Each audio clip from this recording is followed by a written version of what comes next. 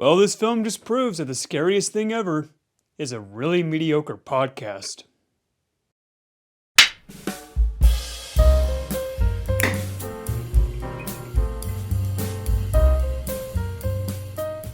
Greetings, my fancy friends. Welcome back to the channel. And today, I'm going to be talking about Undertone, directed by Ian Tucson and is A24's newest horror film. Now, this film is being marketed as the scariest film that you will ever hear.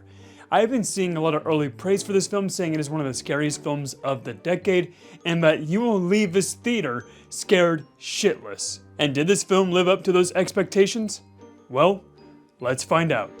The film is about Evie, played by Nina Kiri, and she is the host of the Undertone podcast. And in this podcast, she pretty much only listens to scary audio recordings and talks about them. And all of a sudden, she gets a mysterious email with 10 spooky recordings. And after each recording that she listens to, something deep, dark, and sinister occurs. It is impossible to talk about this film without bringing up the impeccable sound design.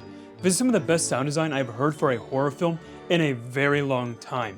This movie is so eerie and spooky with every single audio that Evie listens to. All the scares in this film revolve around all these creepy audio tapes, so they had to get the audio perfect in this film, and they succeeded with flying colors. The audio recordings that Evie listens to in this movie reminded me a lot of some early creepypastas that you would see on YouTube. Like all those scary stories you would watch when you were younger. I got a huge vibe from that while watching this film, to where I felt like a little bit of nostalgia watching this because I loved creepypastas as a kid. All of these audio tapes are phone recordings that Evie is listening to, and each one gets scarier and scarier and scarier. I'm not kidding when I say that this is one of the scariest films I have seen in a very long time.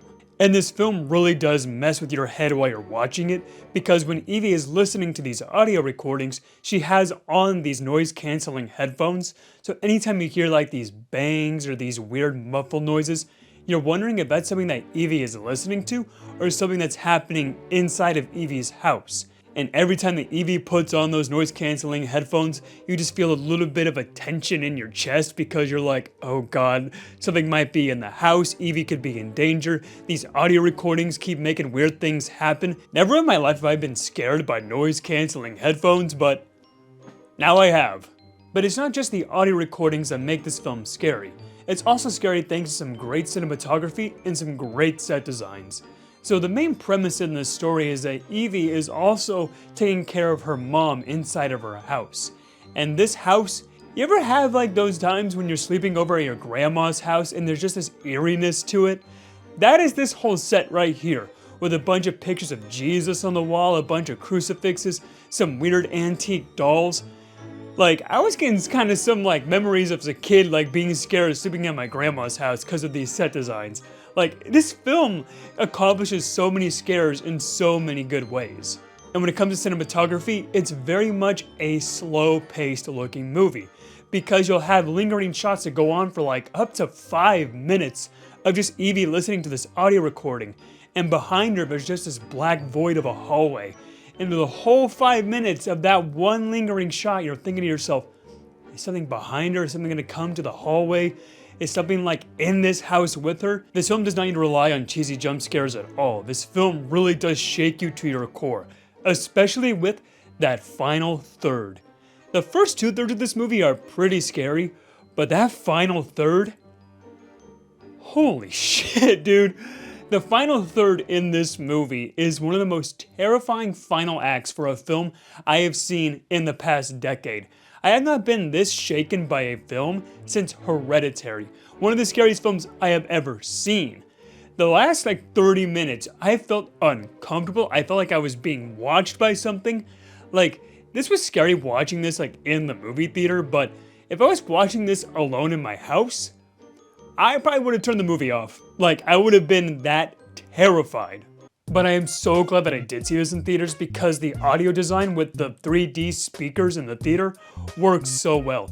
Hearing the audio move around you, if you see this like on the big screen, my god, the audio is just peak here. I know this will not get nominated for any awards because the Academy hates horror films, but if this gets nominated for something, I would be so happy. And all the performances are great too. Evie has a co-host on this podcast, Justin, played by Adam DeMarco, and these two performances are great because anytime they talk during this podcast, it feels like you're listening to an actual podcast with these two, and it's not just two actors reading off a script. The whole podcast aspect of this film feels very authentic. I know I've been gushing about how scary this film is, but it isn't always scary. There are a few scares in here that are either really cliche or just silly. Like, you have the creepy old mom that Evie is taking care of, and that's been done to death. And there are points in the film where drawings are being drawn on the wall, and it's supposed to be, ooh, look how scary these drawings are, but they're really goofy looking. Like, I was supposed to feel scared watching those parts, but I kind of just rolled my eyes going, okay, go back to the audio scares. Like, all these scares here aren't working. I've seen scary grandmas and moms all the time in horror films. Go back to the audio. But this film isn't perfect. In fact, I would even say it's one of my favorite horror films, and that's for one main aspect, the story. As for the characters, I couldn't really care about them because they're so bland and one note. I tried to do things with Evie's character about her being in a really bad relationship, but it really just goes nowhere in the story. And the film story is very repetitive and monotonous. You have Evie listening to audio, then creepy scene with mom. Evie listening to audio, creepy scene with mom. Over and over and over again, rinse and repeat for an hour and 45 minutes. To where almost near the end of the film I was feeling a little bored until it got really scary by the end. But I feel like this film maybe would have worked better as maybe a 30-minute short maybe? On YouTube, on a scary YouTube channel. I don't feel like the whole film works as a full feature-length film. And that makes me sad because there's so many great elements here with some great scares and some great visuals, but I feel like the writing and the story needed to be a little bit tighter. One of the main aspects of what makes horror films so scary is you caring for the characters.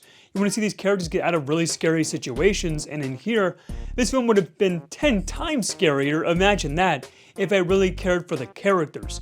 I feel like this film could have been so much more than just a lot of scary moments, and could have been one of A24's best horror films they produced.